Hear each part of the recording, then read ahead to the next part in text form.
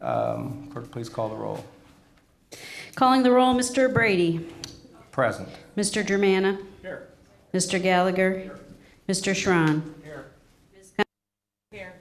Mr. Jones. Mr. Jones is absent at the moment. Mr. Hairston. Mr. Hairston is absent at the moment. Ms. Simon. Here. Mr. Greenspan. Here. Mr. Miller. Here. And Ms. Conley. And Ms. Conley is absent today. Is there any public comment related to the agenda? Mr. Chair, there is no public comment. All right. Clerk, would you please read all of the first three items into the record? Resolution number 2014-0088, a resolution approving a qualified management agreement with Hilton Management relating to management of a convention center hotel, authorizing the county executive to execute a qualified management agreement, a technical services agreement, a pre-opening services agreement, a room block agreement, and all other documents consistent with this resolution, authorizing and approving related matters, and declaring the necessity that this resolution become immediately effective.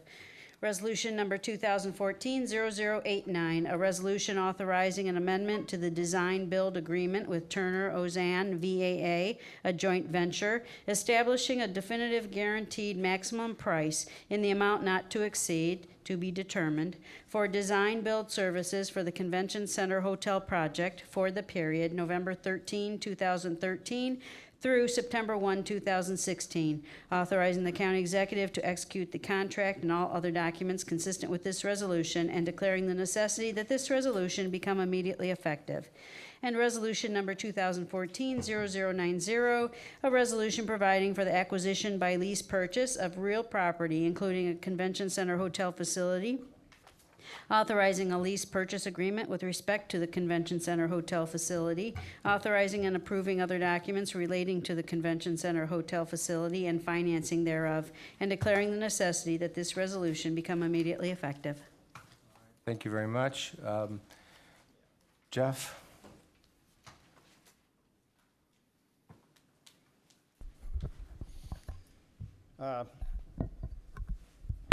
Thank you. Is this working? All set? Okay. And do we have the presentation that we can put up? Thank you. Okay, thank you. And I'm here to once again review our progress. Today you'll have the third reading of these three resolutions, and I will tell you that we are now in a position for everything to, with your approval, move forward. We have completed all of our negotiations on all of these matters. We have agreements that are 98% complete. There's last-minute discussions and negotiations that still have to be incorporated, but we have those largely the forms of agreements to you. So what I'm going to do is I'm now going to go back and review several matters. A lot of this is to bring you up to speed with where we've been and to address some of the new questions that have come up in the last two committee meetings. So to begin with, once again, I'm going to come back to the review of the timeline for council action. I'm going to start with the word about parking. I know parking has been on your minds. I want to address that immediately because I know that is an issue of concern, and it deserves the time and attention. So I want to address some of those questions right off the bat. I'm then going to go into the GMP amendment, which is just a little more detailed than you had. The financing plan will have a lot more detail than you had before. I'm going to reveal numbers to you that you haven't seen yet. And then we're going to go into the qualified management agreement at the very end. If you did want to take a nap today, the qualified management agreement discussion may be a place for that. It's important, but it's highly detailed. So that'll be the last thing that we do in this session. Although I will tell you that that agreement, even as of 9 o'clock this morning, we were crossing T's and dotting I's. That was a very difficult agreement to get to the end of, but we think we're there, and we know we're there. To begin with, once again, just in terms of a process review, this was the process that we talked about several weeks ago, starting with the first, the introduction of these resolutions. We added 2 committee of the whole meetings, including today. So this will be our third committee of the whole meeting, leading to your third reading at your council meeting today. So here's where we are on your council action graphic. Let me jump right into parking.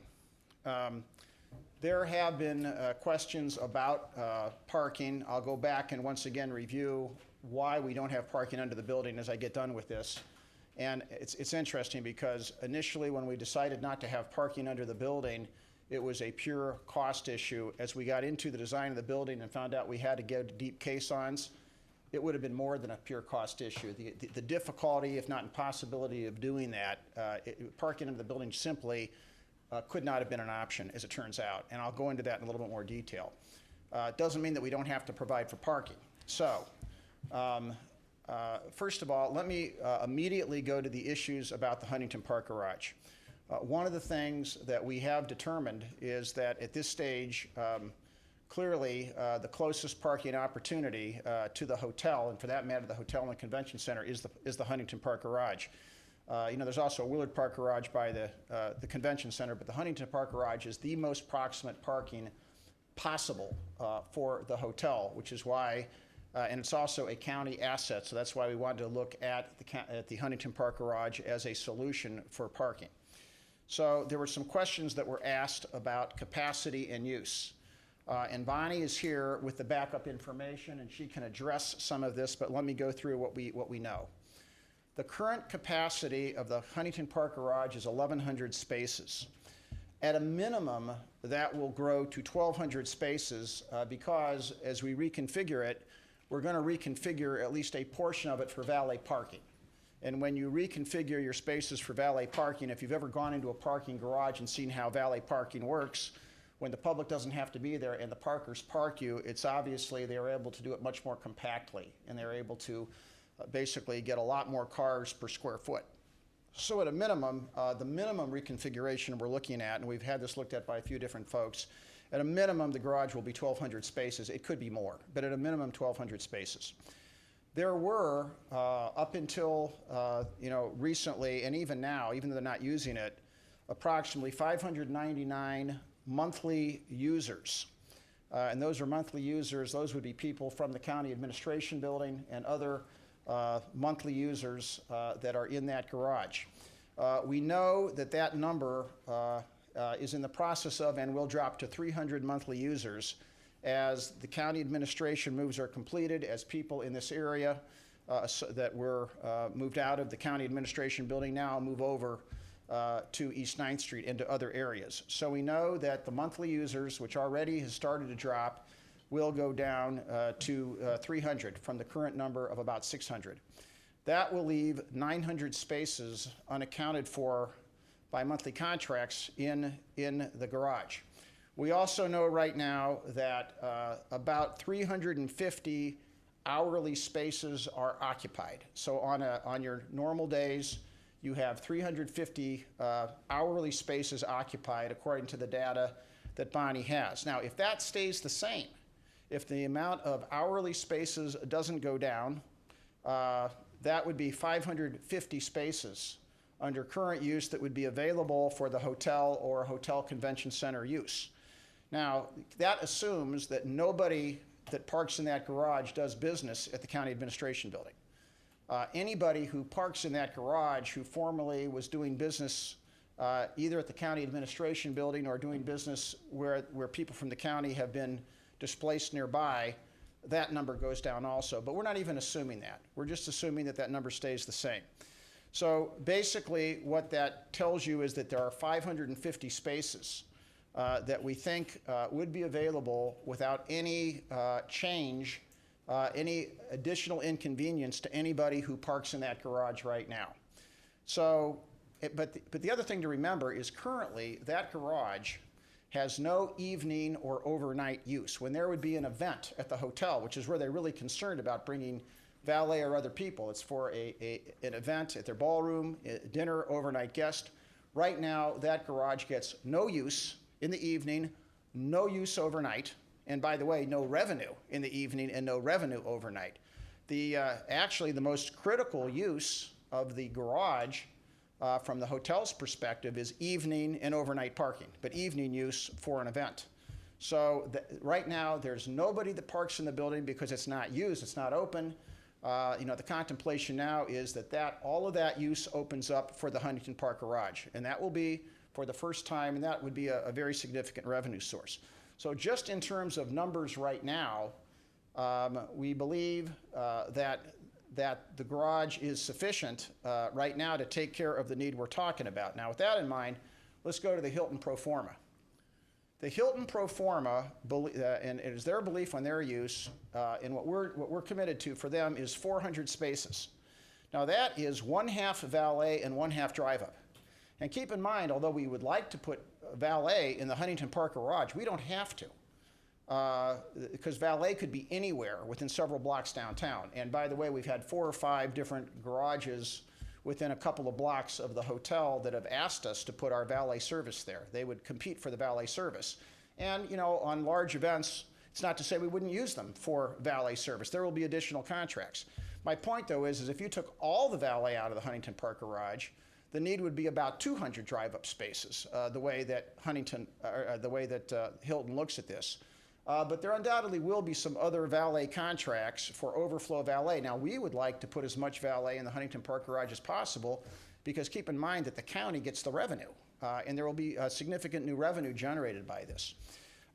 Hilton, in their pro forma, says 400 spaces, 50% valet, 50% drive-up. They also say that on average, less than half of that's actually going to be required.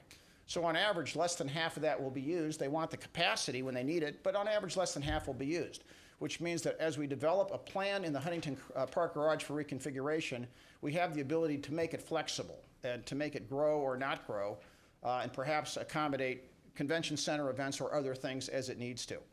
Now, in terms of the deal, just keep in mind how this works. If as we use the Huntington Park Garage, any spaces that the county makes available to Hilton, in the first instance, the county's paid for those spaces, just like they would be paid for any space. Just like if you spent millions of dollars to put parking into the building, that expense would also have to be taken out and covered somehow. So in the first instance, if the county makes the spaces available in the Huntington Park Garage at some fair market value, those spaces are paid for, so that revenue comes back to the county. With the exception that there are 10 administrative spaces of this, whatever the count is, 400, we have a commitment to make 10 spaces available without charge. That's for their top administrative people in the hotel. All other revenue after expenses, so there's going to be some expense, so if we even if they pay for the spaces in the garage, there's going to be a management service. If there's valet, there's going to be a management service. Even if it's drive-up parking, there's going to be a management fee to manage it, whether it's the county's fee or someone else's fee to take part of that garage to do it.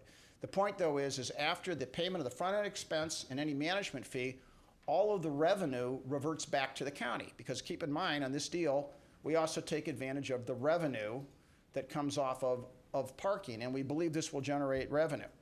So, and the way that Hilton looks at this on average when they do these deals, you can figure that for whatever the parking charge is, and if someday in the future, 24-hour all-night parking for the hotel, and I'm making up a number, if it's $22, approximately half of that will be expense, half of that will be revenue that comes back. And if they're paying the county for the spaces, part of that expense also comes back to the county. So it's the revenue on top plus part of the expense within. So it would be in terms of the county and their ability to generate revenue out of the garage, it would be a good opportunity. Now, there is current actions that we have identified that have to be taken with the garage. I know that the comment was made that the garage, different people have different views of the shape of that and condition of that garage. I know that, and we've heard that the garage is important, both for people who are there with respect to administration of justice for the courts, but we've also heard the garage is in disrepair. Either way, whether we use this garage or not for the hotel, that garage has to be fixed up. There are issues that would have to be addressed.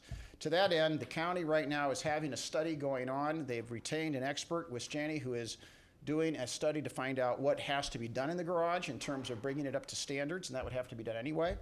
In addition, they're doing a study in terms of configuration. How can the garage best be configured to take advantage of the additional spaces and maybe make the experience better so that when people come in the garage, they're not so confused, and so that there's a clear exit, egress and exit for hotel users and for other users. That's a study that's going on right now, both reconfiguration and the condition of the garage. We also want to look into enhancing the customer experience from the garage to the hotel. There's various things that we are talking about that will make that experience better. At a minimum, we know we have to put a crosswalk and protect people coming across. We may talk about canopies to protect people.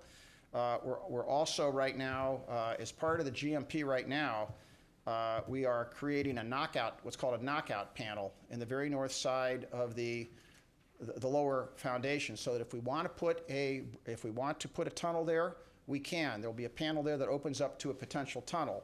Obviously, one thing we want to make sure is if you make the investment in the tunnel to the garage, we want to make sure that we're also making the investment in the garage, so that is, in fact, for years to come, going to be an important parking area for the convention center and the hotel. But we have the ability to do that.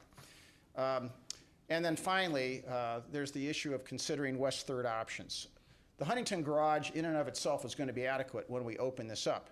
It is our hope and expectation that the convention center is wildly successful, these hotels are wildly successful, and we do generate more parking need. And if we generate more parking need, then there's opportunity, and we've already been talking with private developers on West 3rd who are interested in developing parking on West 3rd.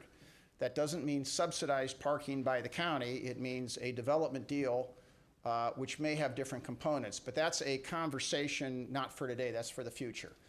Right now, we're focused on having a condition where this hotel can successfully open in 2016 with adequate parking, and we believe we have that with the Huntington Park Garage. One last point that I'll raise, and then I'll stop just for questions on the garage, because I know it's a question, but I'm also going to bring Bonnie up here for those also, because she has the data that I'm relying on.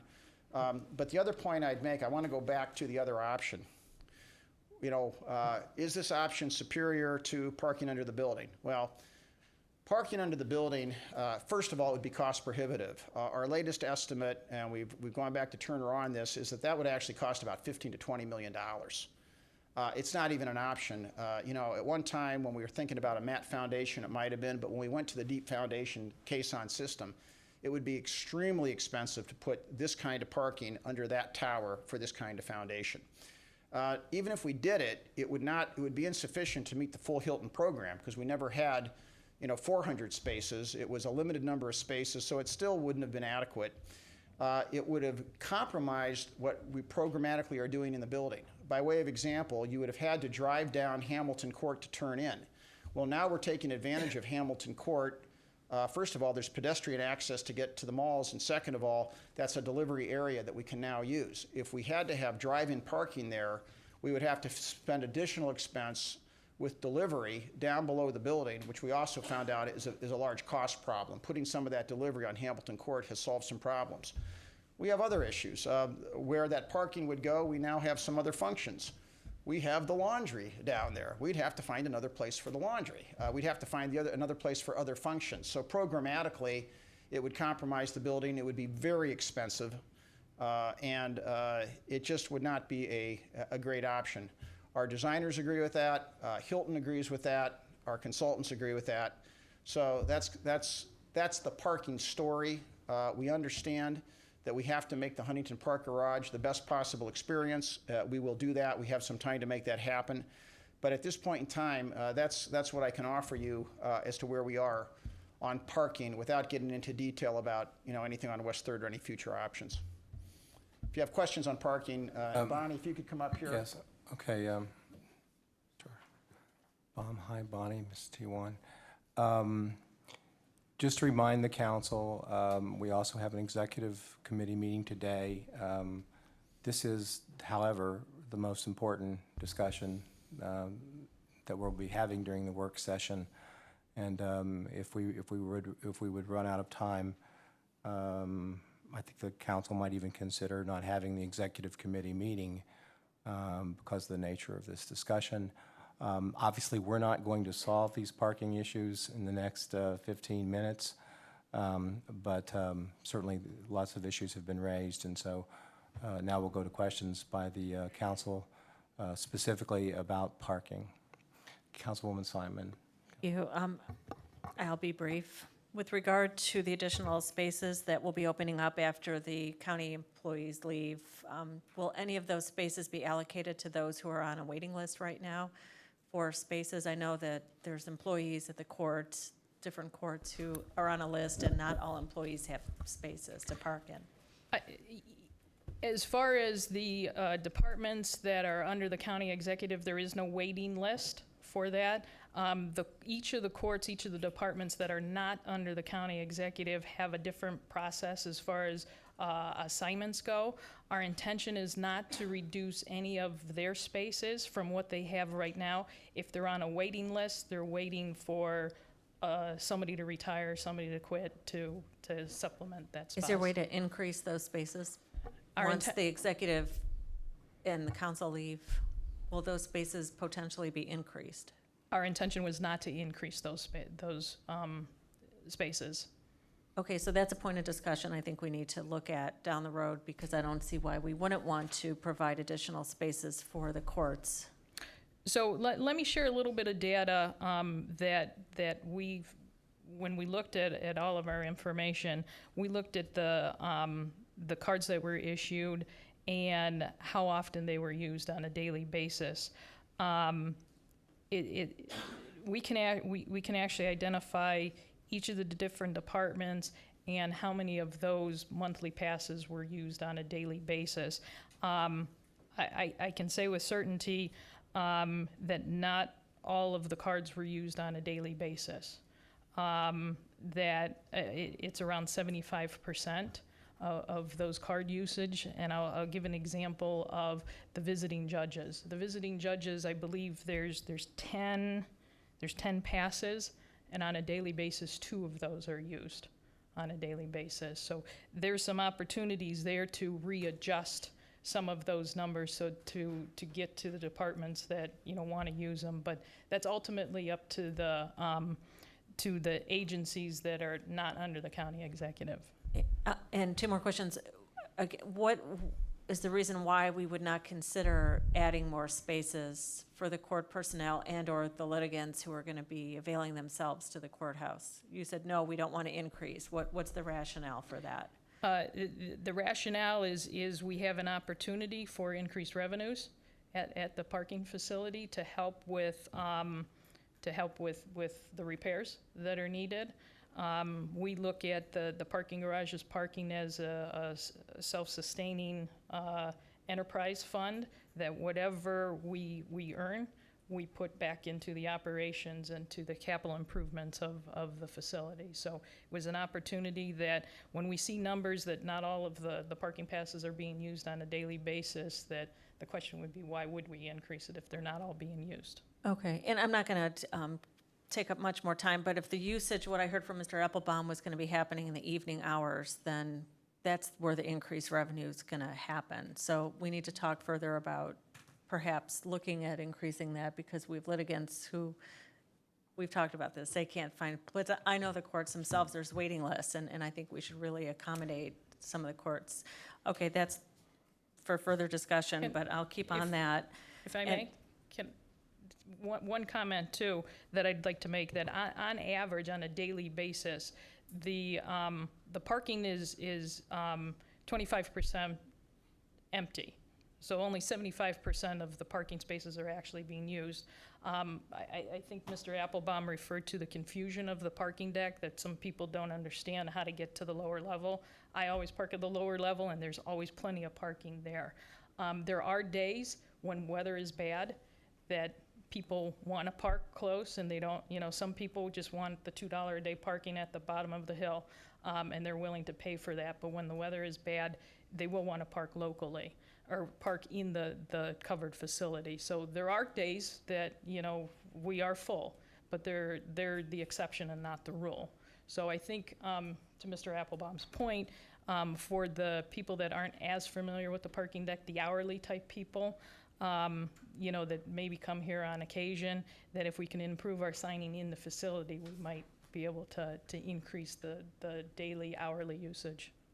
And that's why we need to reallocate these spaces. If we have 75% capacity and 25% sitting idle, we really need to adjust those for people who are on a waiting list. We'll sell more passes, get more revenue, and be able to contribute toward these prospective repairs. But then the last question is, where is the fund from which we're getting the money to pay for the study and/or these future repairs to the parking garage? It's not part of the hotel money, right? The study that Mr. Applebaum referred to is actually plan development. So our consultant that we hired is looking at the condition, evaluating the condition of the facility, and also preparing detailed plans for that. The repairs are coming out of our capital improvement fund. I should mention that there's actually a few different studies here. There's these studies of this garage in particular. I think you heard in past meetings how the Group Plan Commission is doing a district-wide study, downtown parking. Desmond and others are doing that. There's some preliminary results about that, and the preliminary results, now this is not just for the county or the hotel, this is the convention center district, and this would also involve city, you have other hotels there, but they're preliminarily saying that the demand that will be created by district-wide by the convention center will be about 1,100 spaces. Now, there's other ways to take care of some of that demand, and this also gets into the question of the city's proposal with the bridge and with the Tiger Grant and the other garage. So we're going to be looking at district-wide solutions with a lot of players in terms of overall flow of parking, direction of parking. But that's where that preliminary study is right now, which is much more of a district-wide issue, not the narrow hotel issue that we're talking about.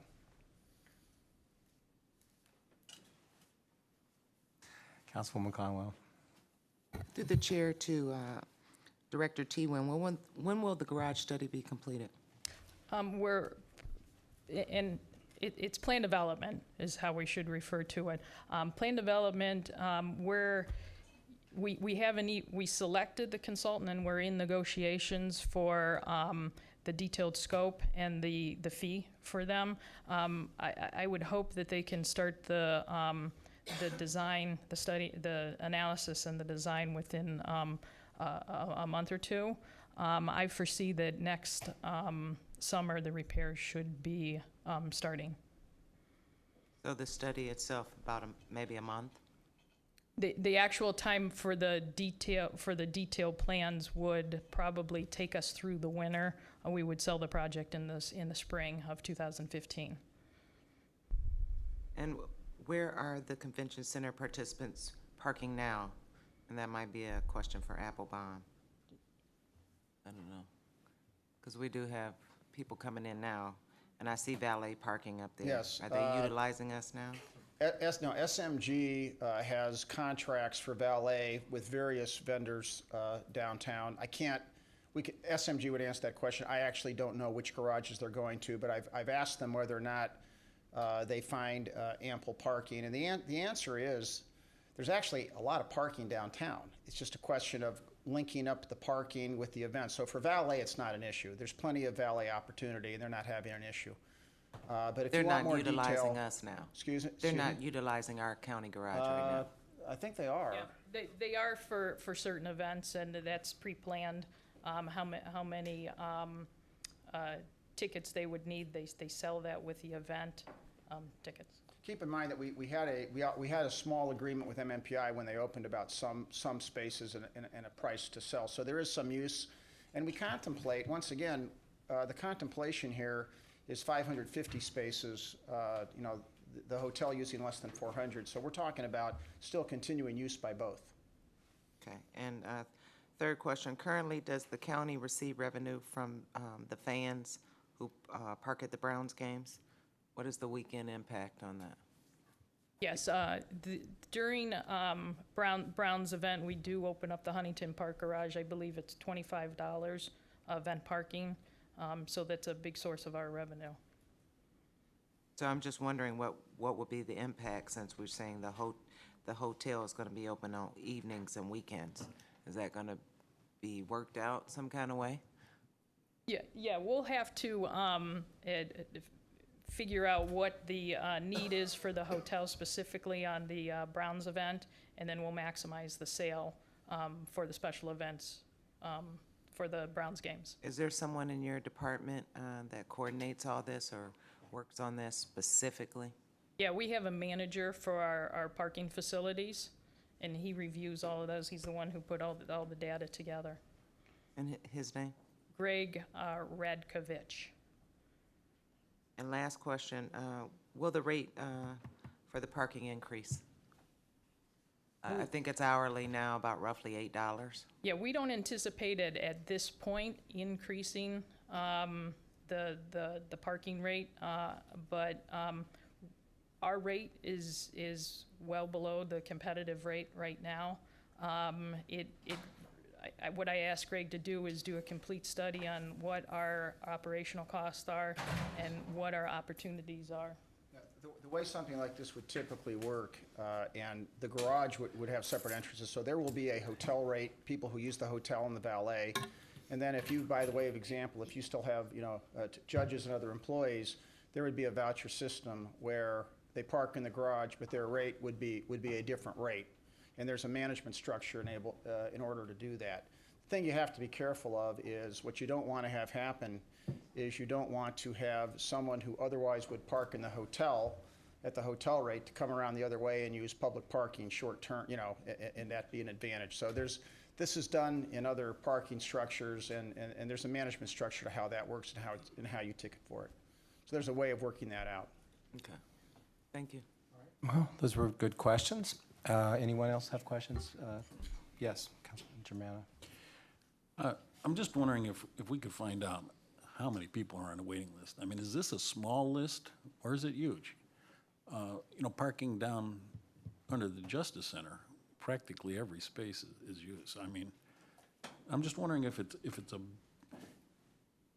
big unknown. You say that there was waiting list, but we don't know if this is a big waiting list or a small. Can we find that out? We would have to, first of all, the parking under this building, the Justice Center, is not public. It's only employee parking under here for security reasons, and it's limited under here. And we shared the parking facility with the city agencies too that are in this building. The waiting list, we would have to talk to each one of the different departments. Again, I believe each one of the different departments that are not under the county executive have a different process that they go through to assign the parking passes.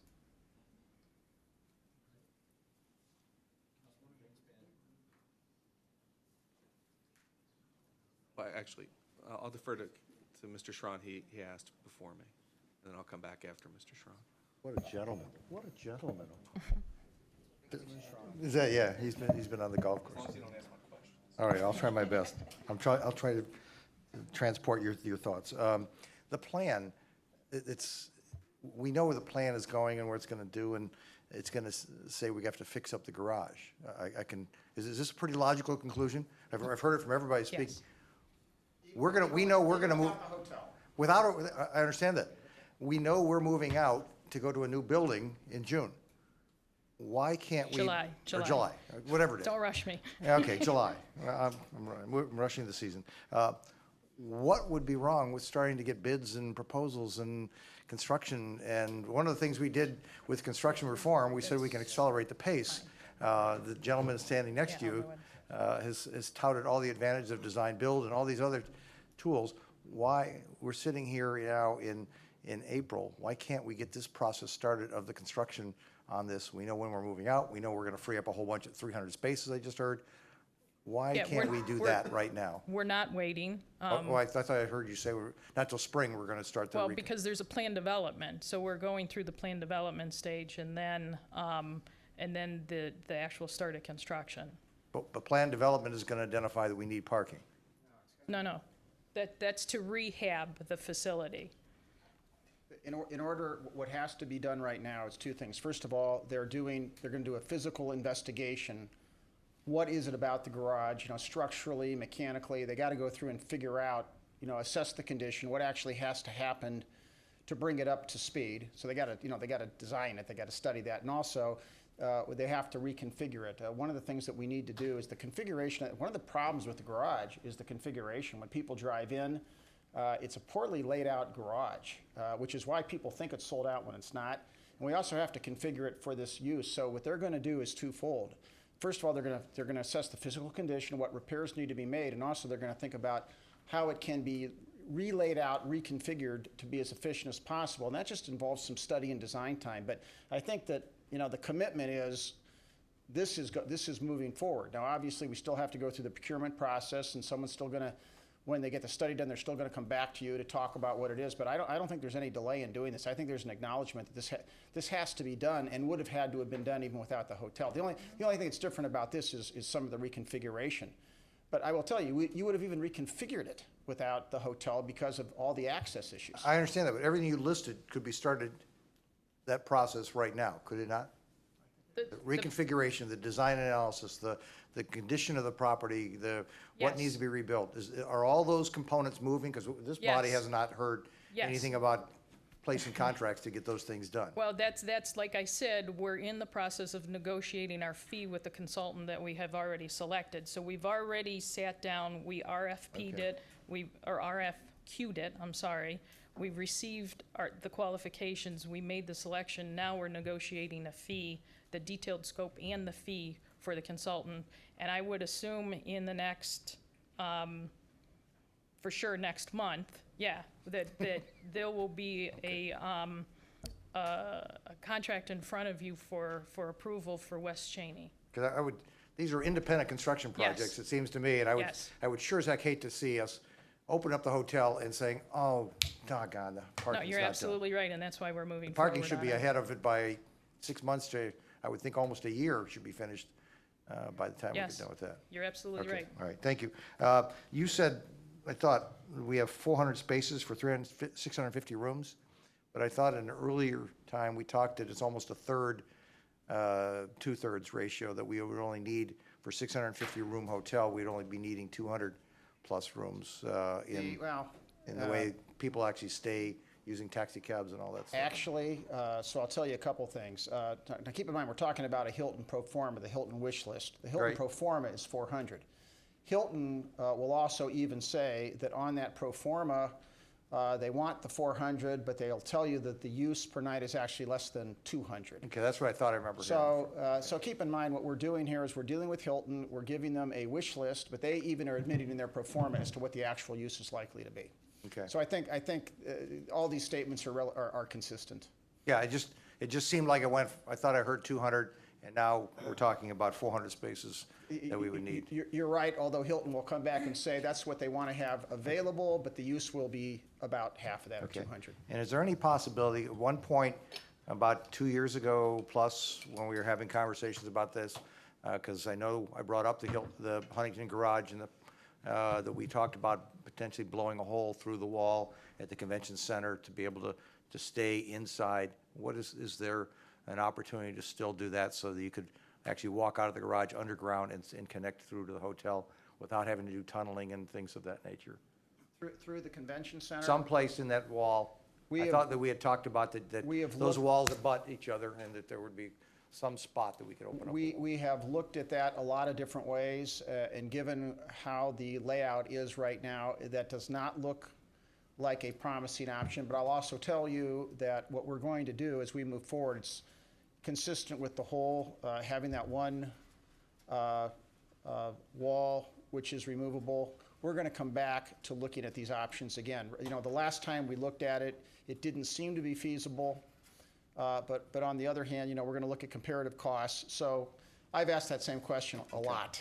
But, you know, we have a whole kitchen there, and just the way people would have to come in and how they come through the convention center doesn't look very feasible right now. But we'll ask that question again. We continue to push on some of these issues to see, isn't there a creative way to do it? But the last time we asked it, it didn't seem feasible, so. Okay, just would seem cheaper than doing a tunnel underneath. No, we'll do a comparison. There's actually some other possible options people have talked about, and we'll have more of that information available to you as we move forward. Great, thank you. Couple questions on, obviously, on parking. With the commitment of 400 spaces to Hilton, are we reserving those spots for them, and regardless if they're used, are we going to receive revenue? Well, the answer is, we're going to create a methodology where there's some flexibility built in, so it's up to 400 spaces, but it can expand or not expand. Keep in mind that all the revenues are revenue. Right, but what my concern is if we reserve 400 for them pursuant to an agreement, a contract, and they expect only 200, are we then losing revenue opportunity on 200 spaces? No, because what we're going to do is we're going to create a methodology where with them, we are alerted to, keep in mind, they have reservations, they know about events, so we'll be able to plan in advance and have a pretty good idea on a given night, how many spaces they're going to need. I mean, you're not going to have a situation where suddenly there's 200 drive-up guests that haven't reserved. So we'll have a pretty good notion in advance as to how many spaces we'll need, and there's a method that we'll develop for flexibility. I mean, the concern would be, of course, that on a night when you're not having a lot of traffic in the hotel, if you don't have a convention in the convention hall, where's all this traffic going to come from in downtown Cleveland?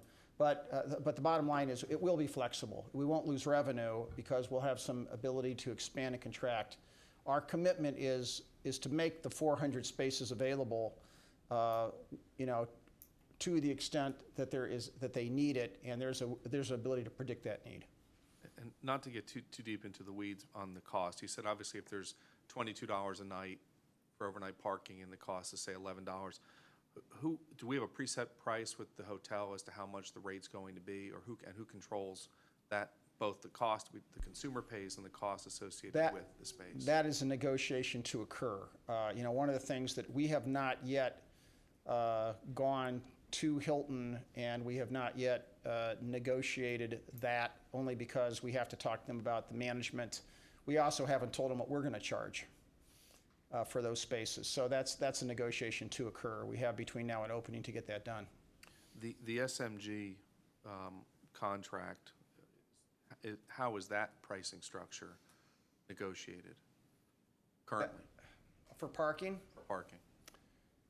My recollection, and boy, this goes back a little ways, we started out on that. There's a set amount of spaces we told them we'd make available. My recollection is that at the time that and keep in mind, we started this out with MMPI, and then it switched over to SMG. The way it started, at a point in time, it started at our current rate, and then we had the ability to move it up to market rate. That's my recollection, Bonnie, but you may remember better than I do. But what I would prefer to do is get the contract and come back to you and actually tell you what it says, since I have to go back and refresh my recollection. I don't remember right now. I'm just thinking about the dynamics of managing these 1,100 to 1,200 spaces between a flexible schedule with the convention center and flexible schedule with the hotel, the demands of 9 to 5 operations for our employees and those who need to transact business. By the way, my view on that is that the county, and we could talk about this, I don't know if it's in the best interest for the county to attempt to manage that. I'm not sure that you wouldn't have an outside manager manage that, but that's a conversation that we could have. It's not uncommon to do this sort of thing, by the way. There's a lot of parking facilities that are shared by convention center hotels and convention centers. I mean, it's what Columbus does. Just by the nature of it, you have that happen a lot with the shared uses. But I'm not the expert in that, and as we get over this hump, we'll come back into that and talk about the management structure. The parking for hotel staff, where will they? That's obviously a new constituency of parking. Will they have reserved spaces in this hotel, or the ability to purchase space? 10 spaces. That's it for the entire hotel Yes, staff? they have requested 10 spaces, and beyond that, we are not committed to have anything other than 10 spaces for their staff. And how many employees do they project per shift? More than 10. There'll be, a few hundred. Okay. A lot of those people will not be driving to the hotel. They'll either be taking public transportation or find other methods of getting there. Right, a lot of people who work in Key Tower do not park in the Key Tower garage, or the Marriott don't park in the Marriott garage. None of them do. The original scope of the project, this will be my last topic on parking. The original scope of the hotel was to include parking, correct? Yes. if we knew based on the work that was done at the convention center, just yards away, that the soil was going to be challenged as it related to caissons and the support of a large structure, was that contemplated in the original scope?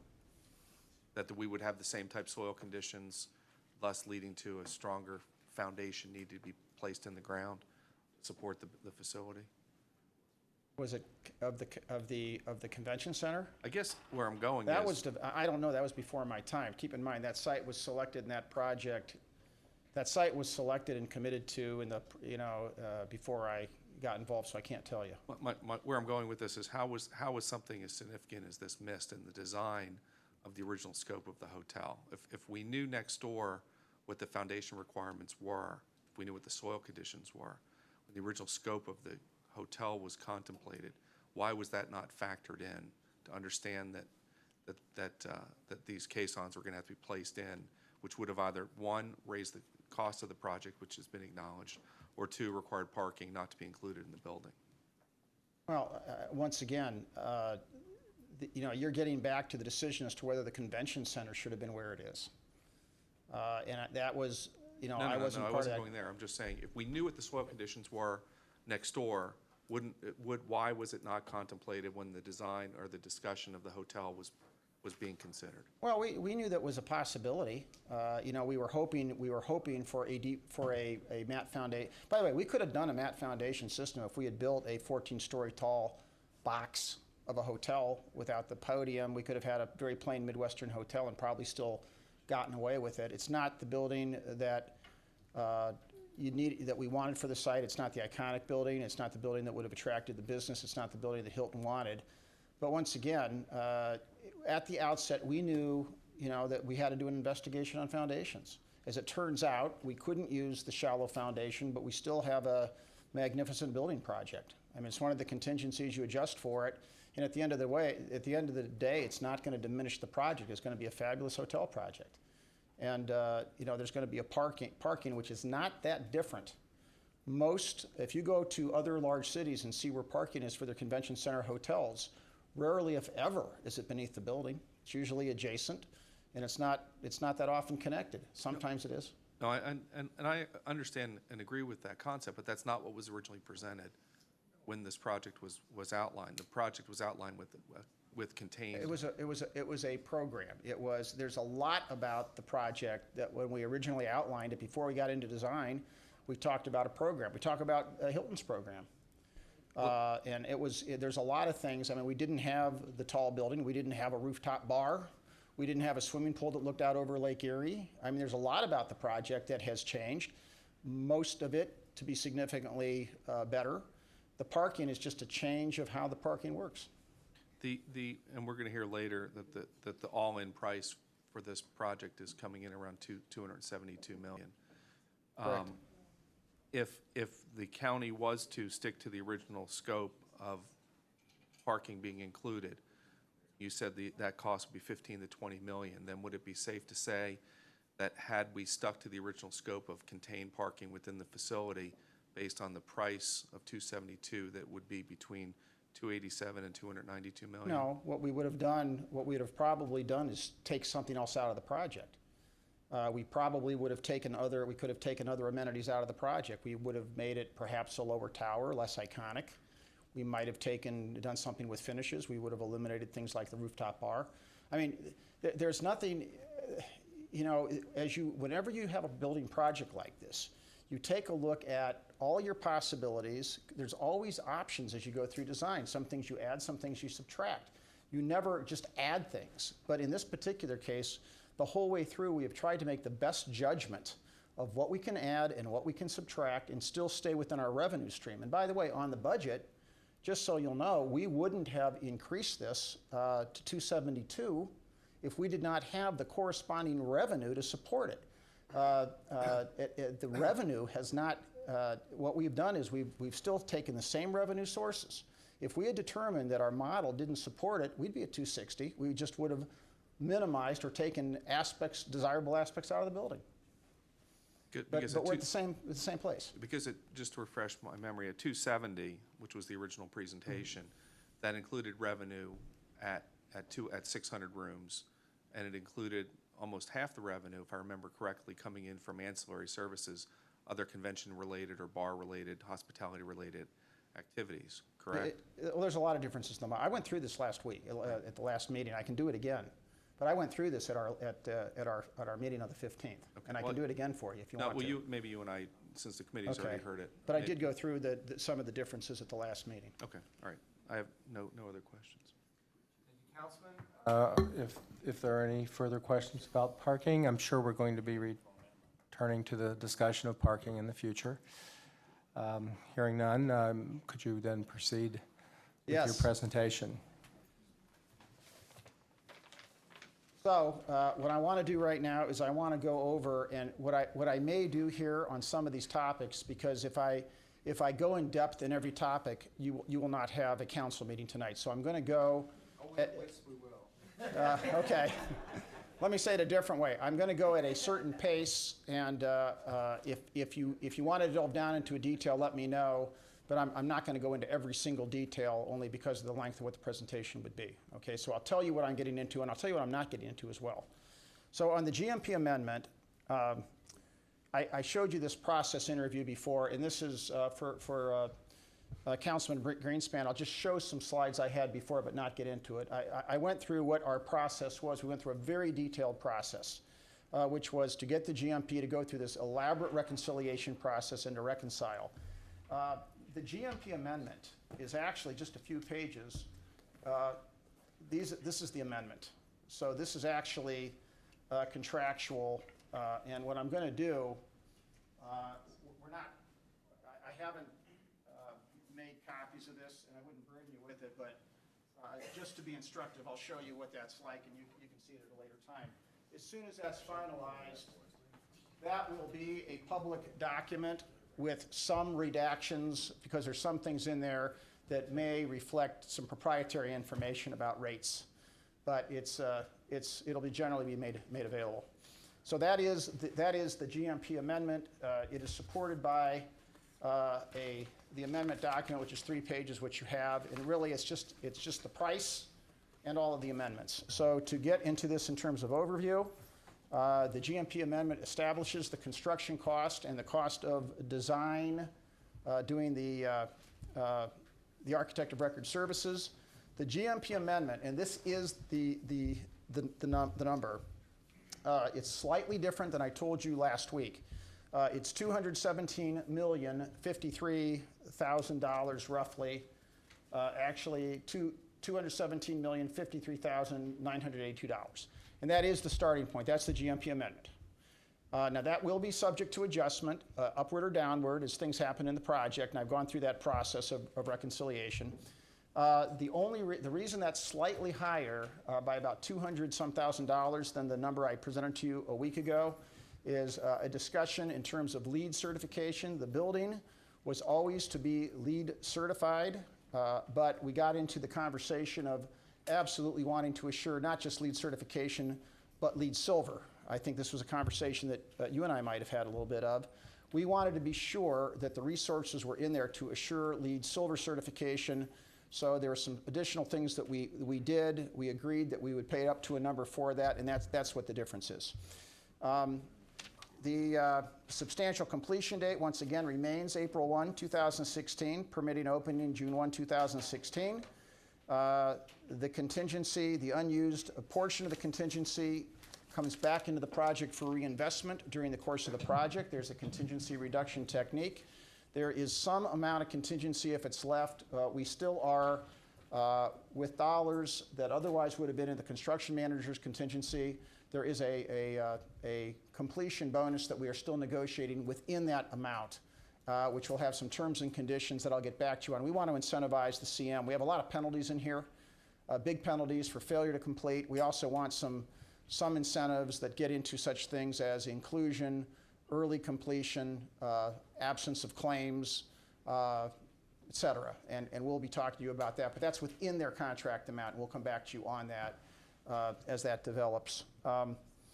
The list of exhibits, this is just the list of exhibits that are attached. It's that book. I won't bother to go through these with you.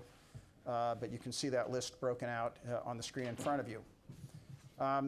I mentioned the GMP negotiation where we started with that $234 million number, where we ended at this $217 million number. Last week, you asked me a whole lot of questions about, did we compromise scope? How did we get there? What were the modifications? I went through that in pretty good detail with you last week, and there's a slide on that from last week. All the detail is in those books. In terms of the components of the number, this will be of interest. The direct costs that are subcontractors, just subcontractor costs is about $176 million. Then you add a series of things in there, including general conditions. This is all the time and effort of Turner and their group, their personnel, and that's roughly around $10 million in there. You'll see the breakdown. There's the architect's fee that goes in there, because keep in mind, they're preparing the working drawings. And this is the difference from 176 to 200. There's insurance, contractor default insurance, permits, and just various general conditions and other things that take that to about 200 in the detail. I was asked a very specific question about how much contingency is in the design build agreement, and that's the number $12,009,000. As the project's bought out, that will increase if there's buyout savings, decrease if there's buyout losses. Obviously, claims for which Turner is responsible, this is their contingency.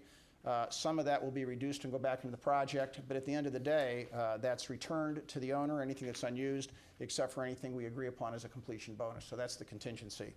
And then for pre-construction services, that was their fee to help us during pre-construction, and their ultimate fee and general conditions for taking this risk, for getting this project done.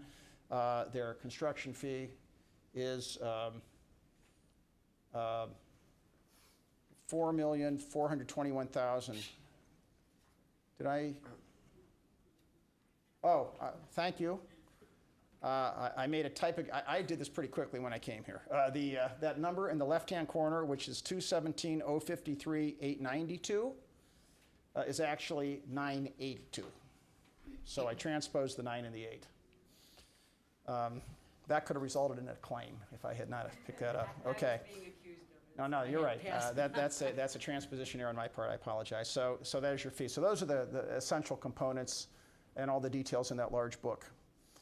So the total GMP, which I got right there, is 982. So you see I have a conflict on the very same page. Okay.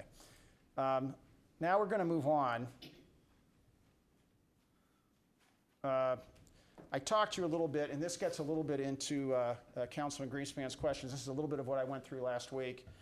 Does that GMP impact the project? Because you're correct, and I mentioned last week that was higher than the original budget, and I indicated why it was higher. It was higher primarily because of the foundations and some of the acceleration because of schedule. That's, by the way, the entire difference. But what I pointed out is that while we have the same revenue sources going forward, those revenue sources are actually creating more revenue than in the original model. Some of that is because there's more revenue opportunities in the hotel. Some of that is because of improved economic conditions, including if we can get this thing out, we're going to have very good interest rates right now, and terms and conditions of some of our deals have improved. So we are generating more revenue. And then the increased cost. This was the discussion I had last week about the increased costs, and I gave some numbers last week. I think everyone else saw this. Councilman Greenspan, you can look at this, but this is the difference in sources and uses and where the costs were, and this is a slide I used last week. So ultimately, the county budget for development is approximately $272 million, excluding a contingency. We have a very specific design contingency that I talked about that would be used for any scope growth that we decided that we wanted to have between design development documents and GMP documents. There's other contingencies in the financing model that I'm now about to get into with you. I will tell you that we have not yet tapped any contingency. We could have taken contingency out of the model and spent it right now on this change. We didn't. We still have the same amount of protection, buffer for the county within the development model. So we haven't compromised our ability to deal with a problem if it occurs and if it's something that would be on our side of the ledger. We still have the same amount of contingency as we had before. So the bottom line is the project is within our overall development budget and well within that budget. The project scope has remained intact. In fact, we've added some scope, although we've taken out parking. And the space is still first-class state-of-the-art space, as we talked about last week. Now, I want to talk a little bit about the financing plan, and then I'm going to actually get into where our contingencies are. So I'm going to have Tim Aftermath come up right now to help me with this. And I'm going to ask Kate Tompkins to at least come up to the front. One of these days, she's actually going to talk to you, but she hasn't yet. So Tim is our underwriter with our underwriting firm, and Kate is with Squire Sanders as bond counsel. So Tim, what I'd like to do, and I'm going to kind of ham and egg this with you. Now come up, you're going to have to do this with me. Great. So what I first want you to do is get into the certificates of participation and explain the financing method. And then we're going to, next slide, we're going to go into the sources and uses, and we're going to do the sample pro forma. Okay, thank you. Mr. Chairman, members of the committee, thank you very much. I'm Tim Aftermath, Managing Director at Stiefel Nicholas here in town. I'll run through this briefly, and please interrupt with questions. The description of the securities that, as a practical matter, the county is going to be issuing. As a legal matter, the bond trustee, which is a local commercial bank, will serve as the issuer of the bonds. It's a technical state law issue, but in essence, the label on the cover of the bond prospectus will say County of Cuyahoga. I think I've mentioned this before. The reason for that is because under state law, projects such as this are able to be financed by port authorities under Ohio law. They've got broad real estate powers that counties, as a statutory matter, do not have. So in this particular case, and it also facilitates a TIF that we're using, county will convey property to the city, who will then convey property to the port. Port will lease the project, land, and improvements to the county. The county will make annual rental payments subject to annual appropriation, like in any lease that you have, to the trustee. The trustee will trap those monies and pay the certificate holders, who are really bond holders. So that's what we're doing. You'll see, as you review other documents, you'll see references to base rent. Same thing as debt service payments. You'll see references to certificates. Same thing as bonds. Questions? Yes. Councilwoman Simon, and just for the information to the committee in general, once this presentation is over and we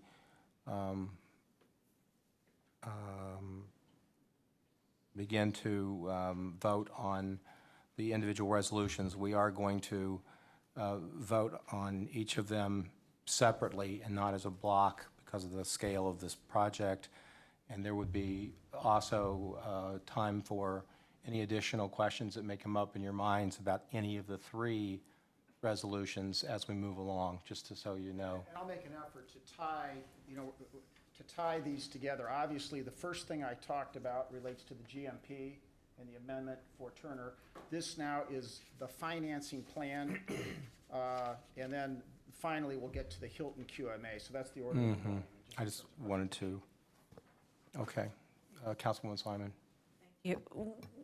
How is the lease payment determined? The lease payment that the county is going to be paying the port, is that a straight up commensurate amount with respect to the bond repayment? Yes, ma'am. So there's no additional fees or funds that fees would go to the port for just how is that determined? I'm gonna, this is why I told them we're gonna ham and egg this. So 5 minutes before this meeting, we completed our negotiation with the port. And there is a fee that we will pay to the port. The port, to have us do this, has some front-end administrative cost. They have some other costs. And we did have a negotiation because initially the view of the port, the port has some set formulas, and the view of the port as to what this fee should be was somewhat different from our view as what the fee would be. And I will tell you that we have now completed our negotiation of that fee, and I'll give you that. I don't think it's quite right now. I want to give the port the ability to talk to their board, but I think we do have a deal on the fee, and I will tell you it's within our budget and within our expectation. I'll be able to give you that information, but we just completed that like a half hour before, so I want to give the opportunity for actually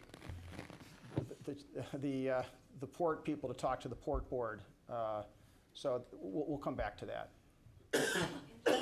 Mr. Chair, but if we're voting on things tonight, would what we're voting for have anything to do with the port's willingness to accept this proposal? What if we vote on this and the port says, no, we want X, Y, Z? You still have to stay within this budget that we give to you. I guess that's my question. Well, I have been told by let me say this, the port chairman has been, or the executive director has been in touch with his chairman and many members of the board. He assures me that we have a deal. I just don't know if he's talked to every member of the board. I'm not sure how to handle this right now. I have it on very good authority that we have a deal. Please let me off the hook on this one. To the councilwoman, though, the answer to the question specifically about the annual rent, it will be exactly the amount of the annual debt service, which will be determined the day the bond interest rates are set. And the administrative fees are rolled into that bond component? Is everything rolled in? The administrative Yes. fees are expected to be paid upfront, so they will be part of the upfront budget, and the bond debt service, the upfront bond amount, the par amount of the bonds would reflect that. All right, Councilman Jones.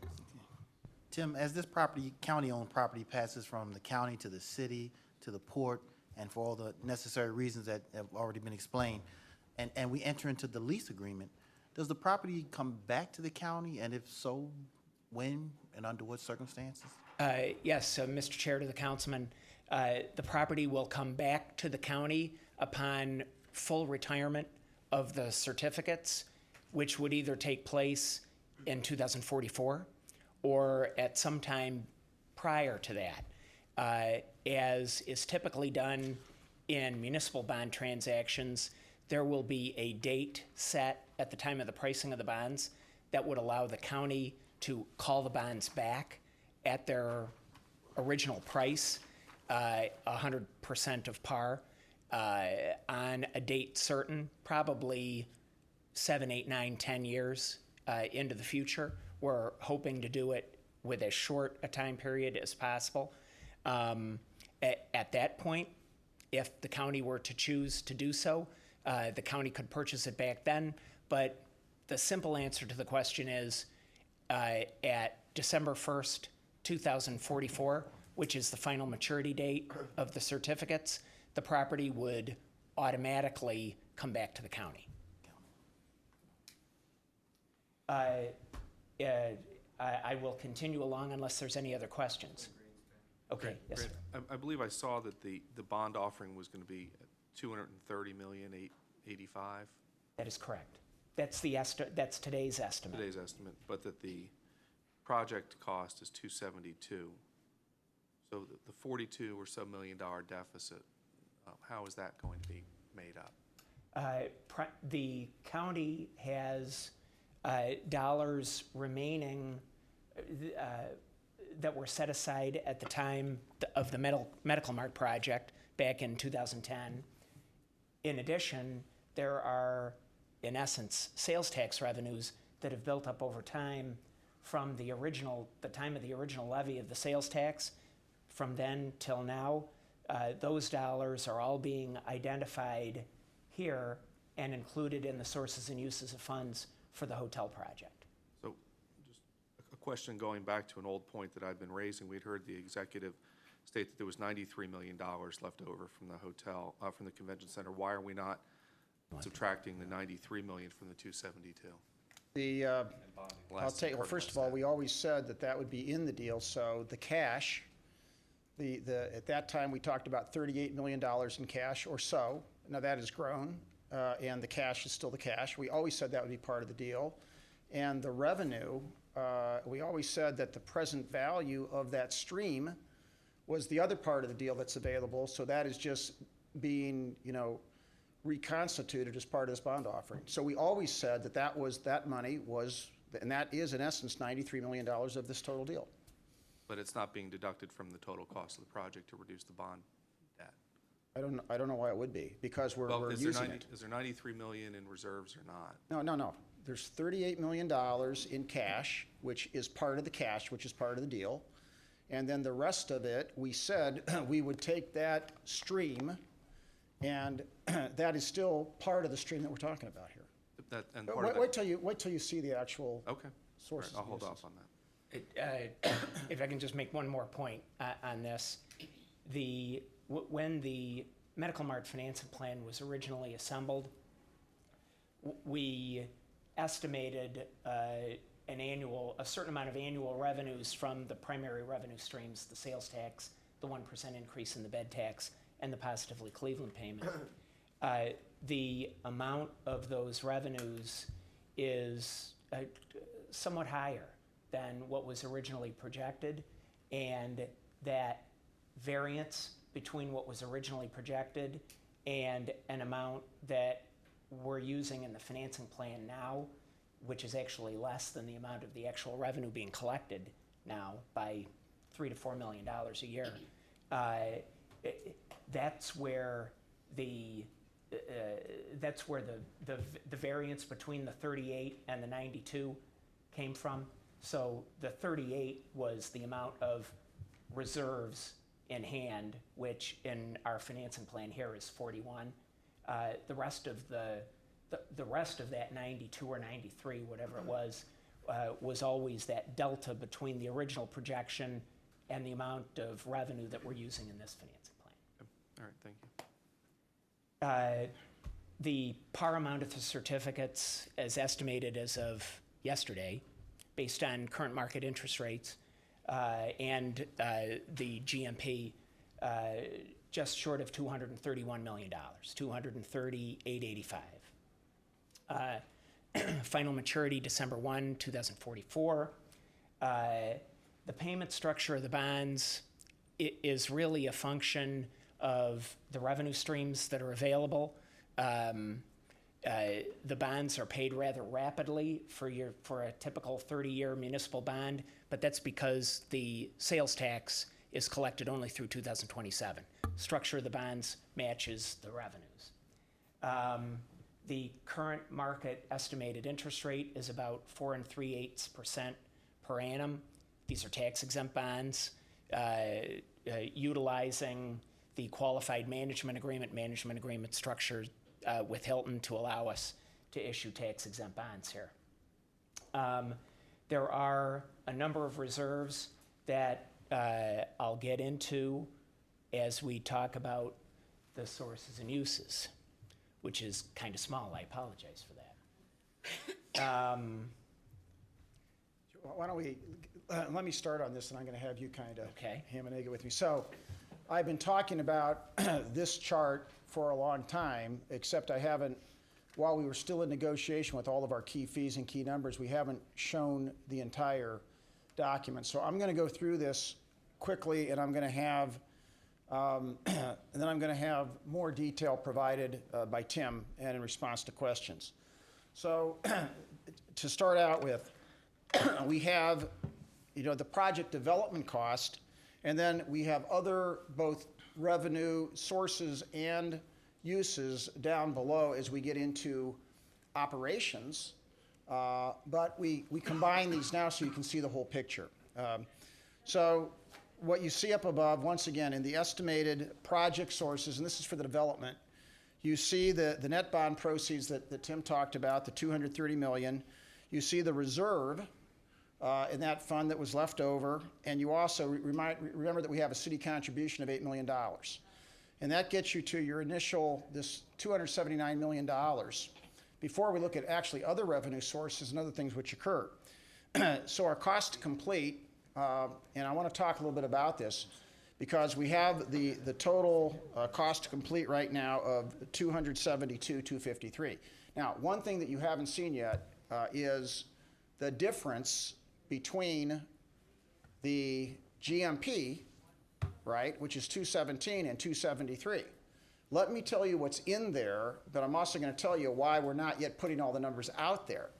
So there are a series of things that are in the difference. Some of those things are what are called FF&E, the furnitures, fixtures, and equipment, owner's supplies and equipment, you know, everything from tablecloths to, you know, dishes.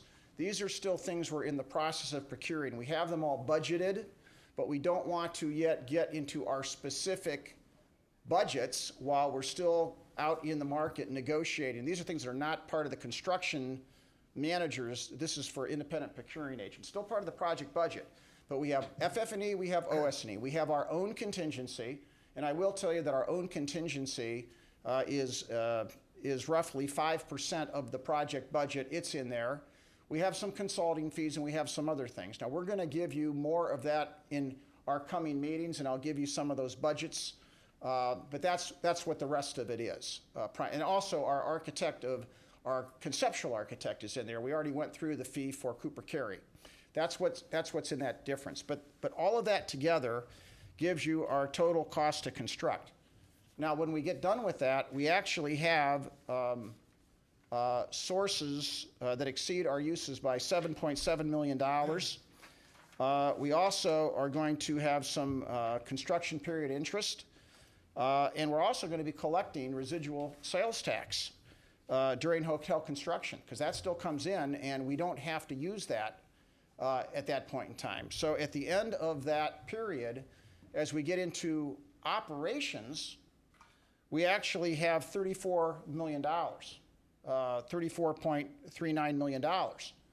We add some money to that because we have a commitment from Hilton to put in key money in the amount of $4.7 million, $4.75 million.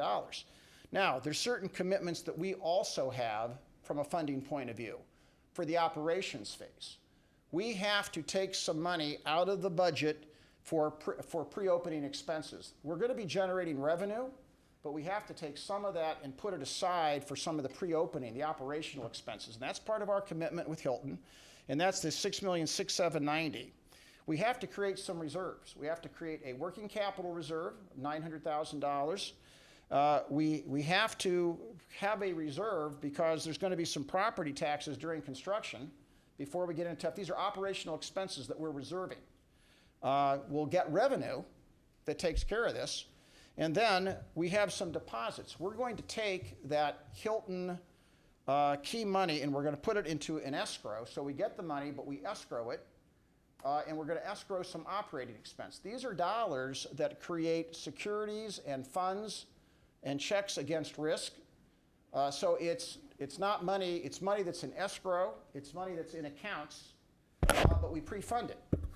However, after we get done doing all that, we still will have about $19.9 million at that stage left over. That $19.9 million is our ultimate contingency on top of all these other escrows and contingencies. $4 million of that is an additional design contingency. To the extent, I mentioned this last week, there could be some design creep, and I said we're going to have a $4 million contingency for that. And then the other $15.9 million is just additional project contingency over and above our development contingency. So just if you want to talk about contingencies in this project, beyond these reserves, which are really a form of contingency, Right. beyond those reserves, we have for the construction manager their 5% contingency, which is $12 million. We have our contingency within the project budget, which is a number, I don't remember the exact number, it's like $14 million. We then have another $19 million of these other forms of contingency, and we have these other reserves. So risk is something that we have taken care of in a very serious way. Now keep in mind, at various points in time, when we get beyond stages of risk, we'll have some opportunities to spend these dollars on important things. Maybe someday on a connection to the garage. But this project has been done in a way to make sure that the county is amply protected from risk without putting any new sources of revenue in the project. This all comes from the existing original source of revenue. None of this is anything other than what we put aside originally for the convention center project and the revenues generated by this hotel. So Tim, I didn't know if you wanted to. I was just commenting that our contingencies are already getting spent. Some of them are, but go ahead. I'll be happy to answer whatever questions you might want to ask with regard to timing as to this as well. The current expectation on the timing of the bond issue is, I believe, the Monday of that week is May 5th. May 6th is Election Day. So at some point, either 6, 7, or 8 of May is the likely day that, presuming the council were to approve, that the county would be issuing these certificates. The expected date of distributing the bond prospectus, if you will, would be about a week before that, hopefully a little bit more, but about a week before that. The next slide, unless there's any questions related to this. Yeah, your question was timing, and I assume timing of the bond is what your question was operative around, Yes. Tim. One of the things that I know that this board has been concerned about is the amount of bonds that, and where we are as far as our total package as a county. Because like any borrower or anybody putting something in the marketplace, the quality of the organization is examined by those folks, and that gets put into the pricing of the way the bond goes out there. Where, if any, is your concern about our financial picture as it looks right today in relationship to our total outstanding loan portfolio as an organization? And is it starting to affect our risk exposure and our rate that we're going to pay for these bonds? Mr. Chair, to the councilman, I would say generally at this stage, that's not a major concern. Every investor, or the rating agencies for that matter, are attentive to the amount of debt that in the government world governments have, local government, state government, et cetera, or whether you're a private entity as well. Not only the amount of debt that you have outstanding, but the structure, the rate of the amortization of that debt, whether it's short-term, long-term, et cetera. The county's overall debt portfolio is viewed generally as still being very conservative in the municipal markets by both the rating agencies and bond investors. County pays its debt fairly rapidly. It's got a very broad tax base. The sales tax, as its primary revenue stream, provides a very broad base of general revenues. The county's got a lot of liquidity as well. Fund balances are ample. And I should say, without trying to be patronizing to either the council or the administration or OBM in the fiscal office, management at the county is seen to be excellent.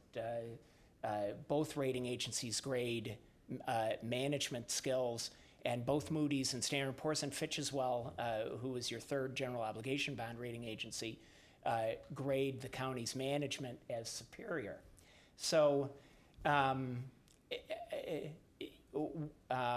I would say generally what's more important to the rating agencies and bond investors is still the breadth of the tax base, whether or not population is growing or shrinking, property valuation trends, and management skills, and your ability to repay the debt that you have. And those are still viewed all very positively reflective of the county's bond ratings, even in light of the fact I recognize that the county's geo bond rating was just downgraded 2 notches by Standard & Poor's. I'm sorry, but 1 notch by Standard & Poor's in the fall. And that was a reflection of the local economy, not its amount of debt outstanding or debt structure. Just a second, Jeff. Obviously, time has become an issue. We used to have executive sessions after council meetings. Recently, we've incorporated them into work sessions on this particular day. That is not working very well. I have looked into this, and we would not be permitted to have our executive session after the council meeting, but we can, fortunately, hold the executive session and do this on May the 13th without a problem with the agreement that we have that we're going to be discussing in executive session. So we will not be having the executive session. Having said that, we will be having a council meeting at 5 o'clock. We're going to speed it up. And we will be doing some voting, I assume, before 5 o'clock, or we'll have bigger issues than we would like to have. Let me, if I could do one thing. Sure. To speed this up, first of all, we made a call to Mr. Friedman, and he has authorized us to tell you what the deal is. He still says it's obviously subject to a board meeting that they're going to have. Now, that board meeting, they've committed to a special board meeting before April 29th, which on our schedule, that's necessary for our schedule, correct, Tim? So Before April 29th. Before April 29th is what I told him, before April 29th. And so just so you'll know, I'll give you 2 numbers. The fee, there will be a one-time fee. The original request was for a fee and then for annual payments over 30 years. And they had a structure which would have, under one structure, would have led to a substantially, I will say, greater fee than what we negotiated. And they were very good about talking about this deal in good faith. The fee is $375,000. The fee could have been, or the request was significantly different from that, because they would have done this on the basis of basically 33 basis points times the 230 as a front-end fee. So that would have been $760,000 plus annual payments. So we just said this was a different kind of deal for various reasons, but that was negotiated to $375,000. And we can talk about that. We think that's a reasonable fee. Actually, it's for the deal, and it was a good negotiation, and the port's an important partner, so that's where we're at on that. Once again, just to get through this quickly, Tim, let me do this one, okay, and then you can answer the questions. That's fine. Because I have license to shortchange this, and you have to be more detailed than me. So what you see here on the next page, we have some stabilized years. And the reason we go to a stabilized year is this ramps up. 16, 17, there's a stub year, 17, 18, 19. Then we get to a stabilized year, and this is what you can expect year after year. And what this basically shows is a combined statement because obviously these revenue sources support both the convention center and they support the hotel. So you have to look at the revenue you're bringing in. You have to take out what you need, and then you see where you're at. So what this basically says is, it says, and we'll just take a look at 2020 as an example. That's the sales tax collection, and you're going to have that, for 15 more years. That's the sales tax collection from the 2007 sales tax that was originally intended for the convention center, and now, of course, we're using any excess of that on this deal. And that shows you at the 2012 collection level what you'll collect in 2020. Now, let me tell you that there's a built-in contingency here because we suspect and we believe that the collection level will be higher than the 2012 level. The collection levels have always gone up; they've never gone down. Is that a fair statement? Well, they've gone up in the last few years. Right. Okay. Once again, you have the 2010 hotel tax, which is also the tax that we generated simply for the convention center project. That's the collection. And then we have the Positively Cleveland payment. Those are the three components that fund the convention center project. Now, you have the lease and sublease structure. That continues, but for our purpose, it's irrelevant because it's $36 million in, $36 million out. Now, at this point in time, we cannot ignore the fact that there's going to be money that still has to go to the convention center project. And that is, and you have two expenditures there. One is $360,000, which is which is a number, our guesstimate of what it'll probably take to fund FDC, Dan, your organization, because you're going to need some funding for that.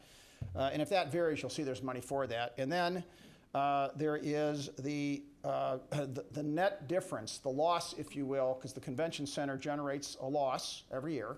Not nearly the loss it would have under the MMPI deal, but this is still the loss, the projected loss. That comes out because you have to once again take care of the convention center project. That leaves a net in 2020 of $45 million. Now we add to that, because now the hotel project adds to that. There's a priority payment. There's $9 million, so for 3 years, the priority payment, the revenues that come out of the hotel and add to this are $8 million a year. In the first stabilized year, 2020, that grows to $9 million a year. So that goes into the fund. There is revenue that is generated from the non-school TIF that goes into the fund. There is the hotel tax revenue. Keep in mind, we're harvesting just the revenues from hotel taxes from the hotel. That goes into the fund. And so what you have available for debt service at that point in time is $56,775,000. Now, what you have then that comes out, and correct me if I'm wrong here at any point, Tim, you still have the Series 2010 bonds, and you see the amount for that, and then we're going to have these Series 2014 certificates. And we have those numbers. Now, when you're done with that, you still have a balance because you still have positive dollars. You're going to have $6,951,766. That we utilize, and what we committed to do for both projects, as you may recall, is have a very healthy capital repair fund build up. So this is the capital repair fund. It's building up for both the convention center and the hotel. This is, by the way, multiple of what MMPI would have done for the convention center, and very healthy for the hotel. And that's going to build up and be substantial. We also then have a deposit that goes into the operating reserve fund. So that shows you in 2020, and you can see as you go through 2021, 2022, how that operates. We can also give you the years, the build-up years, and we can give you every year, but we want to do these as example years as to how this works. So Tim, why don't you make a comment on that? Okay. First of all, a point of information, the 2013 amount of the sales tax collected from the 0.25% sales tax was about $47.4 million, and the 2013 amount collected from the 1% sales tax was approximately $3.8 million. So we're trying to be conservative here. These are the numbers we showed to Moody's and Standard & Poor's, trying to be a little conservative, creating a larger cushion than a prudent cushion. So those numbers would fall right to the bottom line in this particular case. After the sales tax expires in 2027, the cash flows then shrink. The bond payments on the hotel, the certificate payments on the hotel shrink because what we want to try and protect there are continued annual deposits to capital, since these certificates are expected to be outstanding to 2044. And what we can do with this, because I understand you'll want to look at the whole thing, for the rating agency, of course, we show them from day one till the end, so we can provide for you every year from start to finish. So this is your stabilized year, but we can show you how that works throughout the entire project. And the bottom line is, it's very conservative. It's very, just like we had ample contingencies in the development, we think we're very well protected throughout the project. So I think we'll take questions, but I'm mindful of the time. Mr. Chair? We still have to go to the QMA. One quick question on the Positively Cleveland payment. What is that for? When we did the convention center project, we negotiated a deal with Positively Cleveland, and we negotiated, our position was that, we were enhancing Positively Cleveland in various ways. We asked them for a contribution back. This is the tail of the contribution back. Now, I will tell you that there is a formula under which the hotel tax, the 2012 collection, can grow. If it grows enough, the Positively Cleveland payment could go down, but it's just replaced by more hotel tax collection. So in other words, it's the same amount of money. But it doesn't fall dollar for dollar. It's actually more money. we get more money out of the hotel collection. So if we get a lot of hotel collections and our total money is greater, their dollar value could go down, but we're always ahead. But that's left over from the convention center deal, and that we have several more years of that left. So I'm not, I mean, I heard what he said, but I'm just trying to understand. So right now, Obviously, we're he didn't say it paying very well. Positively Cleveland $1 million. No, they're paying us $1 million. They're paying us, okay. Yes. Okay. Yes. Good. We're getting the money. Thank you. Mr. Please be aware of the time. Yes, yes, sir. Mr. Applebaum, what does 2016 through 2019 look like? It's a ramp up, but I'll give you those numbers. We can give you those even in a few hours. Keep in mind that there's if certain revenues aren't generated sufficiently by the hotel, then we don't pay certain subordinated fees and other fees to Hilton. But it's a ramp up, and we can get you those numbers. I don't know, Tim, if you want to. Do you remember precisely? The net revenue from Hilton in 2017 is expected to be about $5.5 million. The net revenue from Hilton in 2018 is about $7.6 million. Now, these are the priority payments, the amounts that they would contribute to the county for debt service, and it's expected to be the full $9 million by 2019. But we'll get you those numbers. So is it projected that between 16 and 19, the county will not have to contribute any money other than what's in to service the debt? The county would be contributing. Every year to service the debt. The debt is never fully funded by the hotel net revenue. The amount that the county gets from the hotel is limited to $9 million a year, and the annual certificate payments are about double that. Right, and the difference is expected to be paid out of the sales tax and the other components that you outlined. That's correct. And I understand that. The TIF, the hotel tax, the sales tax. The bottom lines that you showed on that slide showed that there was money going into the reserve, into various reserves. Are we saying that within the first, from 16 to 19, that there might be money going into those reserves? There will definitely be money going into those reserves between 16 and 19. They're reflective of these annual amounts, possibly even slightly larger, primarily because the debt service on the Medical Mart bonds, the 2010 bonds, is about $4 million a year less than it is in 2021 and 22. And in your model, to understand, as I recall the model, to pay the debt service, half of it roughly came out of profits of the hotel, the other half came out of taxes. That's right. Okay, and that model, if I remember correctly, was based on $149 average, $149 a night rate at a 70% occupancy. Is that still the fact?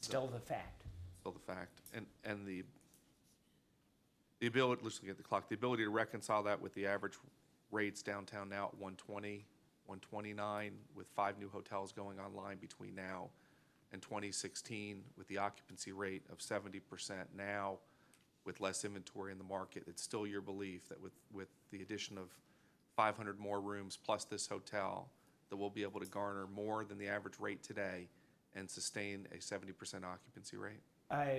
Mr. Chair, to the councilman, I'm not the hotel expert, but we rely as underwriters on the hotel experts that have been hired by the county throughout this process, and there's 2 of them that have been part of this process with the county, and they both believe that.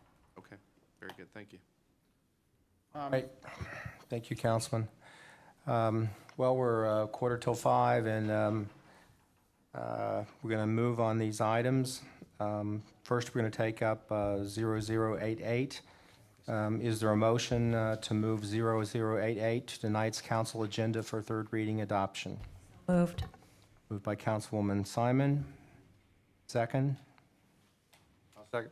Second by Councilman Schron. Are there any questions related to 0088? Obviously, these are very complicated matters. Jeff, you do know what you're doing, right?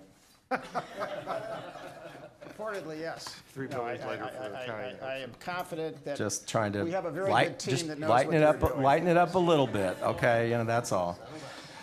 All right. All those in favor of the resolution 0088, say yay. Yay. All those opposed? Nay. Dissent is noted by Councilman Greenspan. Now we move to 0089, and we need an amendment for this. Should do we move the resolution before the amendment or amend? Amend first. All right, then I will move to amend the guaranteed maximum price to where that spot is appropriate at the end of the third line.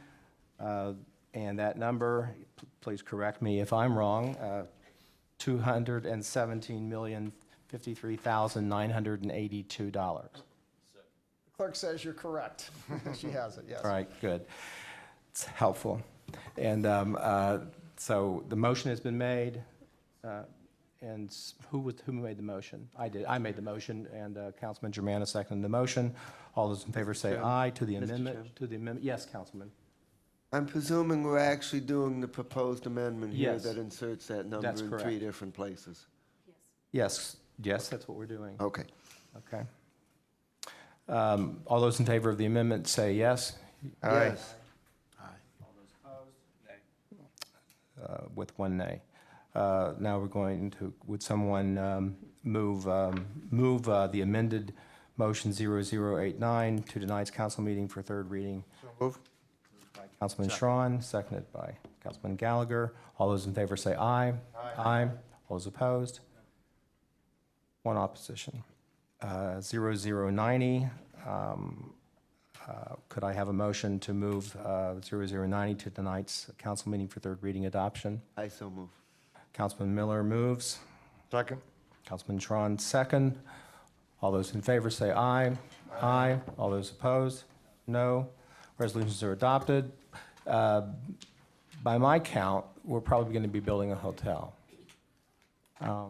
And is there any miscellaneous business for the work session?